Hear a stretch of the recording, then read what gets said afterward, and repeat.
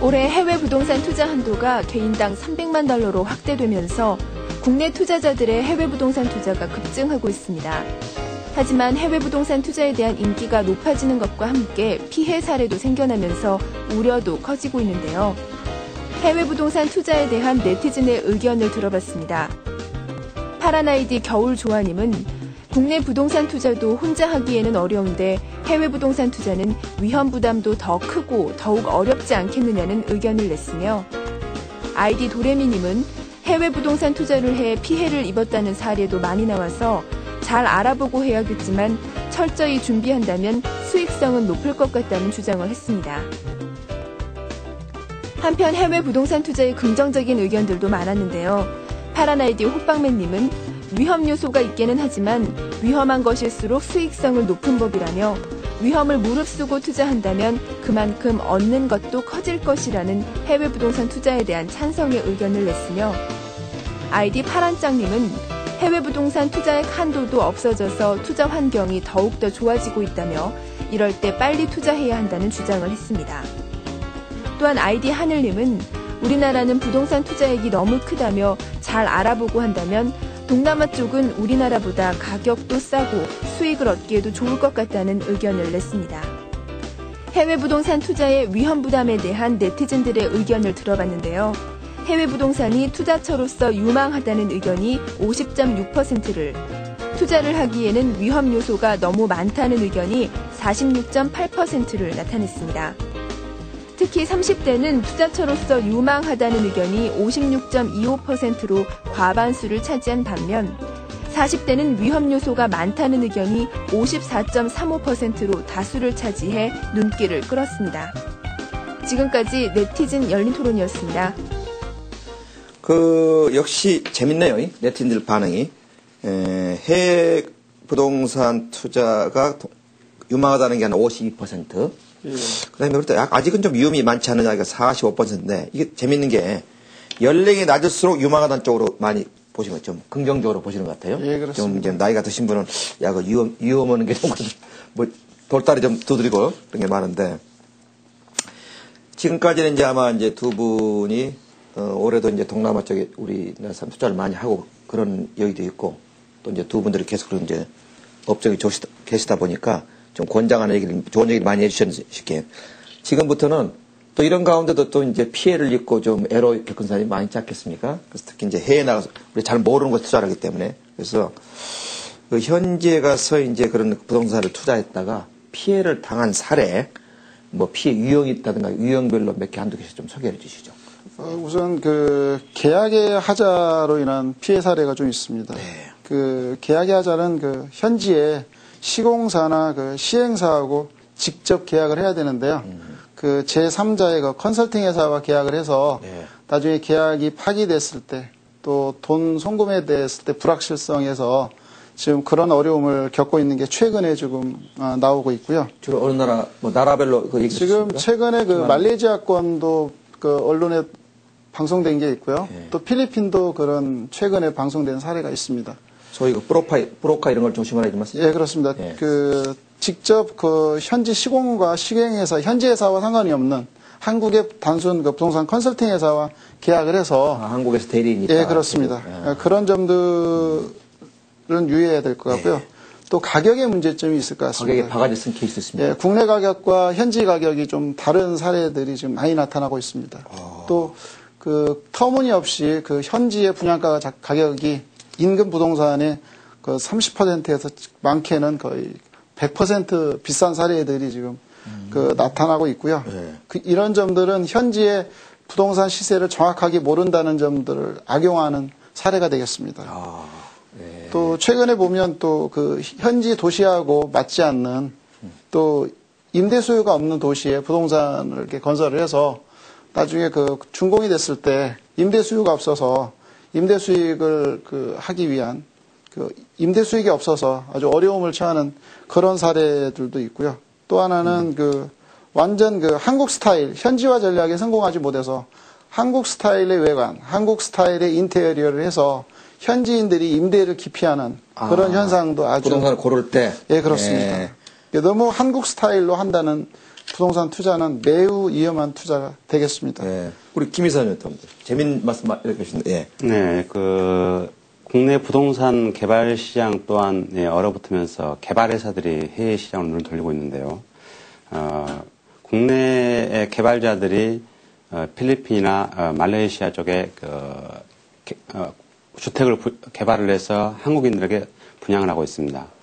그런데 건축허가나 착공 허가를 받지 않고 선분양부터 하는 사례가 발견되고 있고요. 아까 말씀하신 대로 현지 같은 종류의 같은 지역의 콘도나 아파트보다 터무니없이 높은 가격에 분양되는 사례가 발견되고 있습니다. 또한 임대 수입에 대한 과대 광고도 심심치 않게 발견되고 있고요. 또 허허 벌판이나 사람들이 비즈니스 센터도 없는 지역에 뭐가 들어온다. 콘도를 지어놓고 또는 뭐가 들어온다. 한국에다 한국인들에게 과대 광고를 하고 또 멋진 모델하우스를 짓고 마케팅을 하다 보니까 한국인들이 거기 혹하는 사례가 간혹씩 발견되고 있습니다.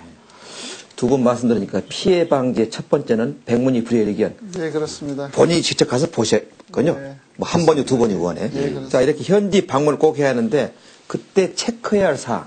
뭐 지금 두 분이 얼핏 말씀하셨지만 꼭 이것만은 꼭 보고 오셔야 합니다. 예. 현재 해외 부동산 같은 경우에는 지금 좀 보는 순서가 좀 다른 게 있습니다. 국내 부동산과. 국내 부동산은 이제 인테리어까지 다 해주는 상태이지만요. 일부 국가들은 중국 부동산만 해도 모패와 장식의 부동산 가격이 다릅니다. 모패는 부동산의 외형만이 되어 있는 걸 모패라고 하고요. 우리말 골조 같은 거군요. 예, 그렇습니다. 네. 그만큼에 대해서 공사가 끝난 거고요. 또 하나는 이제 내부 인테리어가 돼서 이제 장식이라 그래서 네. 별도 인테리어를 해야 되는 겁니다. 네. 그래서 값이 골조만 돼 있을 때 가격하고 인테리어가 돼 있을 때 가격이 다릅니다. 그리고 현지 시공사나 시행사들이 인테리어를 해주지 않는 상태의 가격에다가 인테리어 가격이나 이런 것 소비자가 잘 모르는 점을 이용을 해서 거기에서 가격을 더 부풀려 가지고 조심해야겠네요. 또 네. 분양가가 지금 상당히 올라 있는 아파트들도 있습니다. 현재. 다른 나라들은 또 어떻게 우리 현지 방문을 꼭 이걸 먼저 체크해야 한다는. 예, 부동산 투자하실 때는 우리나라든 해외든 공통적인 사항들이 있습니다. 그 지역이 미래의 투자 가치가 있는 지역인지, 그리고 두 번째로 쇼핑몰이나 병원, 그런 편의시설들이 위치해 있는지. 편의시설. 예, 그리고 세 번째는 교통이 편리해야 합니다. 교통. 국제공항이 가까우면서 다른 시 내외로 빠져나갈 수 있는 교통로가 확보되어야 하고요. 그리고 네 번째는 쾌적한 주거 환경. 그리고 다섯 번째로 주변에 여러 종류의 브랜드의 아파트가 있는데 그 중에서 그 나라에서 가장 최고 가치를 가지는 브랜드를 고르는 것이 향후 투자 가치에 상당히 유리하다고 볼 수 있습니다. 그 나라에서 최고의 브랜드가 짓는 걸 가능하면 살아있는 말씀이죠? 그렇습니다. 아까 두 분이요, 피해 사례 중에 착공허가 안 된 거, 뭐, 우리나라 국내도 있습니다만, 선분양. 예. 그런 건 어떻게 가서 확인하죠? 현지. 그 사람들 문서를 보여주겠, 예, 주택관리청이나 네. 이런 특구청 같은 데서 문서를 발급을 해줍니다. 네. 인허가서를. 네. 그걸 반드시 확인한 다음에 네. 계약을 할 필요성이 있습니다. 그 서류마저 허위로 하는 건 아직 발견이 안 됐죠? 제 개인적인 생각에는 확인하는 데는 한도가 있습니다. 글쎄, 그러기보다는 예. 약간의 비용이 들더라도 현지 변호사를 고용을 해서 예. 변호사한테 약간의 자문 비용을 그렇죠. 들여서 하는 게 좋은 것 같습니다. 또 하나 피해를 줄이기 위해서는 시공사의 시공사나 시행사의 실체로 확인하는 게 중요합니다. 지금 시행사나 시공사의 실체가 진짜 있는지, 또 그 회사의 시공 능력이나 자금 여력, 또 준공까지의 어떤 충분히 여력이 있는지 그런 거를 체크하는 사항도 중요한 사항 중에 하나가 되겠습니다. 알겠습니다. 아까 우리 최 대표님이 중국은 약간 다르다. 이 부동산 취득 제도가 예. 1년 거주하고 예. 그런 식으로 나라마다 독특한 부동산 제도가 있어요. 우리도. 예, 근데 그렇습니다. 그 측면에서 특히 이제 소유권을 한국 사람은 가져야 하는데 좀 주의해야 할 케이스가 나라가 있다면 그거 소개해 주시죠. 현재 필리핀도 그 각 지역마다 좀 다르게 적용되고 있거든요. 우리 한국에도 지금 제주도는 특별자치도가 되어 있지 않겠습니까? 예. 필리핀에도 같은 필리핀이라 하더라도 수비계는 또 경제특구로 지금 지정이 되어 있습니다. 각 그 도시마다 부동산 정책이 약간씩 조금씩 다르고 있습니다. 도시마다? 예, 도시마다 다르고 있습니다. 예. 수빅 같은 경우에는 현재 그 소유권을 인정해주지 않고 있습니다. 토지에 대해서는. 자국민도, 내국인도 마찬가지고요. 외국인도 역시 마찬가지입니다. 아, 그러면 집안에 건축물만 소유권 준다? 그렇습니다. 이런 거 중요한 말씀입니다. 예. 또 우리 김 이사님 다른 뭐 우리 주의할 예, 있습니다. 덧붙이면은 필리핀 토지는 일반 내국인이나 외국인이 거래할 수 있는 토지가 있고요. 경제 특구로 지정된 지역은 매매가 되지 않습니다. 그걸 말씀하시는 것 같고요. 예. 원칙적으로 동남아 국가들은 토지에 대해서는 외국인이 소유할 수 없도록 거의 못을 받고 있습니다. 토지는 엄하군요, 이게. 예. 그런데 그 외국인도 토지를 합법적으로 소유하기 위해서는 현지인과 합작 법인을 설립을 해야 되고요. 예, 그런 면에서 토지 거래에 대해서는 상당히 주의를 요합니다. 그러나 말레이시아나 필리핀 같은 경우는 콘도나 아파트 등에 대해서는 외국인이 합법적으로 소유를 할 수 있고 그 콘도에 대한 토지 지분권에 대해서 소유할 수 있도록 제도를 가지고 있습니다. 아, 일부 그런 식으로 콘도 아파트의 경우에는 건축물하고 토지까지 예. 우리나라식으로 말이죠. 예, 우리나라 소유권, 아파트와 똑같은 똑같이? 소유권을 부여해주고요. 필리핀, 말레이시아. 예, 임대 사업이나 또는 매각하고 나서 본국으로 그 금액을 송금을 하더라도 예. 전혀 제한이 없도록 법적으로 맞아. 임대 수입 송금도 가능해야죠. 예, 그렇습니다. 그런데 이제 그 베트남 같은 경우나 중국이나 캄보디아 같은 경우도 요즘에 이머징 마켓으로 상당히 뜨고 있는데요. 네. 그 소유권 제도에 대해서 상당히 엄하다. 예, 엄하다고 볼 수가 있습니다. 예, 알겠습니다. 자, 이제 해외 부동산 투자할 때도 역시 우리나라처럼 이제 세금 들었겠죠? 또 부대 비용 들겠죠?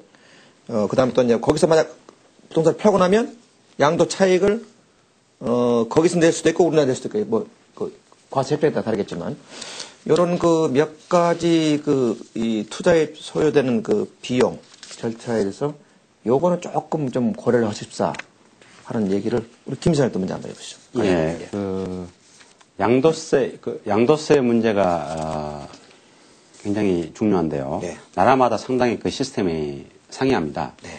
말레이시아 같은 경우에는 양도세를 2007년 들어서 전면 폐지를 했습니다.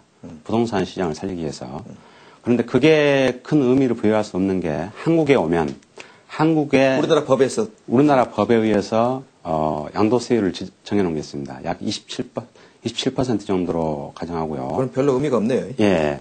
현지에서 양도세를 전혀 내지 않았더라도 한국에 들어오면은 그렇죠. 한국의 기준으로 양도세를 내야만 합니다. 그리고 이제 필리핀 같은 경우는 양도세 개념보다는 거래세 개념인데요. 양도 차익에 대한 세금이 별도로 없고 그 거래 금액에 대해서 1억 원짜리 아파트를 팔았다. 그럴 경우에 6%의 세금을 내게 됩니다. 약 1,200만 원에 해당되죠. 그러면 그 양도 차익은 네. 우리 국내에서 따로 내야죠. 예, 그렇습니다. 마찬가지입니다. 마찬가지죠. 예. 네. 그 특별히 이 부대 비용이 많이 드는 케이스가 있습니까? 나라에 따라서 그런 거 없겠죠. 그런 정도는 없고요. 우리말로 복덕방비 말고 예, 뭐 약간의 그 등기할 때 변호사 비용과 변호사 비용. 이런 비용들이 좀 들고 있고요. 좀 하나 좀 보완 설명을 하면 네.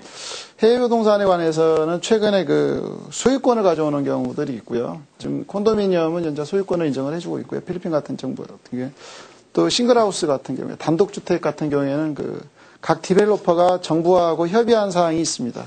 네. 거기에는 현재 그 사용권이 아닌 보유권이라는 개념의 그 새로운 그런 제도를 도입을 해서 그 전체 필지의 토지에다가 또 이 부분은 그 구입자 거다라는 어떤 별도의 그 명기를 해줍니다. 이걸 소위 이제 보유권이라는 용어가 새로 나왔는데요. 보유권이요? 예, 최근에 보유권을 인정을 해주고 있고요. 또 그 기존의 사용권도 지금 현재 병행해서 사용을 하고 있습니다. 어떤 기간이 있겠네 그러면?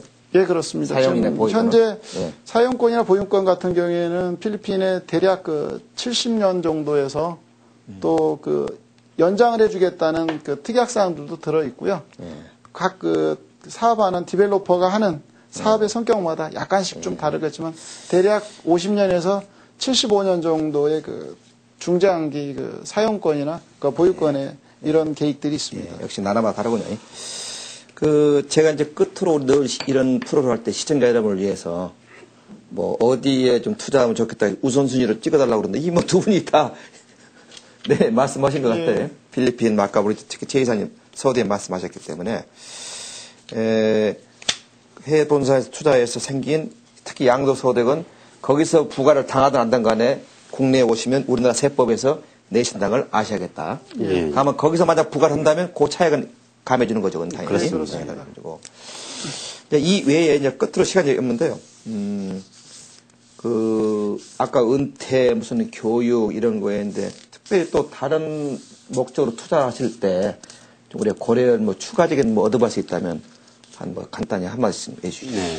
해외 부동산의 투자에 대해서 위험을 줄이기 위해서는요. 네. 가장 중요한 건 현지화 전략에 맞는 또 다 그 건축물이 지어진 부동산을 구입하는 게 가장 안전한 것 같습니다. 후분양 해라, 예, 그렇습니다. 예. 뭐 분양 예정이거나 예. 그림만 그려져 있거나 조감도만 가지고 부동산을 구입하면 그런 그 피해들이 생길 수가 있습니다. 예. 다 지어진 부동산을 구입하거나 또 현지의 그 상당히 큰 그 기업들이 시공을 하는 건축물들이나 또 그 건축물을 그 현장을 디벨로퍼가 하기 위해서 인슐런스 제도가 있습니다. 또 에스크로 제도도 있는데 그런 것들이 잘 되어 있는 부동산을 하는 거가 피해 사례를 줄일 수 있다고 봅니다. 알겠습니다. 또요. 예, 제가 당부드리고 싶은 부분은 해외 부동산을 구입하실 때 투자용과 실거주용을 명확하게 구분하는 것이 필요할 것 같습니다. 투자인과 실거주용. 예, 순수한 투자 목적인지 순수한 투자 목적이라면 인구가 밀집되어 있고 교통이 편리하고 이런 제반적인 요소를 고려해서 향후 3년이나 5년 후에 가치가 가장 올라갈 수 있는 우리나라로 얘기하면은 강남 정도를 들 수가 있습니다. 예. 필리핀에서는 이 마카티나 보니파시오 글로벌 시티 등을 들 수가 있고요. 말레이시아에서는 쿠알라룸푸나 몽키아 정도를 들 수가 있습니다. 그리고 이제 거주용 목적이라면 생활 환경이 쾌적한 곳으로 이제 고르시면 될 것 같습니다. 그 투자용과 거주용도 진짜 또 구분을 해야겠군요. 우리 국내처럼요. 예. 지금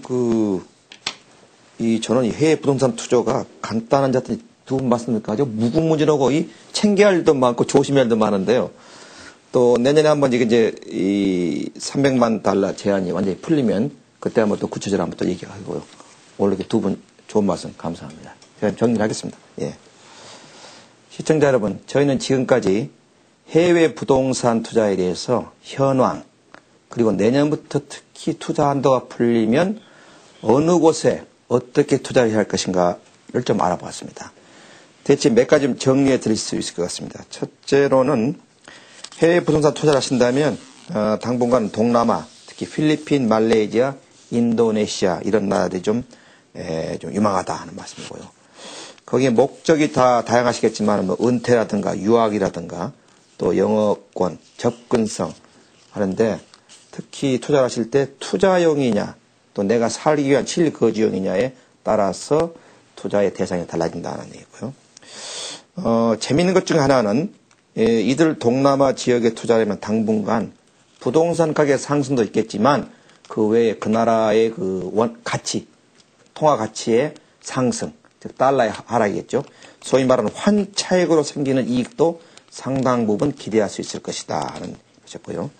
다만 이런 가운데 투자하실 때 이 피해 예방 대책을 국내하고 똑같습니다. 상당히 몇 가지 말씀드렸는데요. 우선 반드시 현지를 방문하셔가지고 직접 그 부동산을 지었거나 짓는 시공사 또는 시행청과 직접 꼭 볼 기회를 가지시고 특히 무슨 도면의 선 분양 같은 건 그런 가급적 좀 피하시고요. 물건을 완전히 보시고 하시라는 얘기였었고요. 또 투자형 부동산이면 아무래도 임대 수익을 노릴 텐데 그 지역에 과연 사람들이 입주할 만한 그런 여건이 돼 있는가를 뭐 쇼핑몰이라든가 이런 주변의 편의시설을 보고 좀 판단하시라고요. 특히 이제 과대 광고에 주의하십사는 거고요. 이것도 중요한 얘기인데 우리나라의 아파트 스타일, 콘도 스타일로 그런 기준으로 그쪽을 보시면 잘못 엉뚱한 물건을 잡을 수 있다는 얘기를 했고요. 이제 마지막으로 나라마다 이 부동산 제도가 다릅니다. 특히 토지에 대해서 소유권을 인정하지 않는 게 동남아 나라들 기본적 원칙이기 때문에 다만 현재 예외가 있습니다만은 이런 부분은 미리 감안하시고 대비하시고요. 어차피 뜻이 있으시면 평소에 이런 관련 정보를 좀 많이 수집하시길 바랍니다. 그러나 잘 아시죠? 이 투자라는 게 특히 부동산, 그것도 해외 부동산 투자라면 신중에 신중을 기하시면서 결정을 하는 게 좋다는 점을 저는 강조하겠습니다. 한마디로 친구 따라 강남 가는 묻지마 투자는 절대 하지 않으시는 게 좋다는 것을 말씀드리겠습니다. 두 분 오늘 다시 한번 감사합니다. 예. 감사합니다. 그리고 지금까지 함께해 주신 시청자 여러분, 다음 이 시간에 뵙겠습니다. 안녕히 계십시오.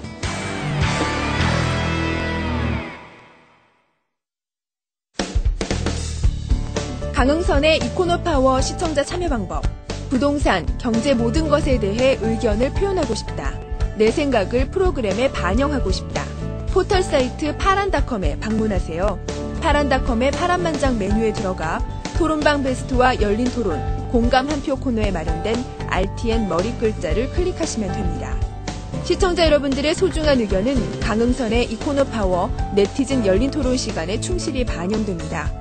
강흥선의 이코노파워는 세계로 뻗어가는 글로벌 기업 한국전력,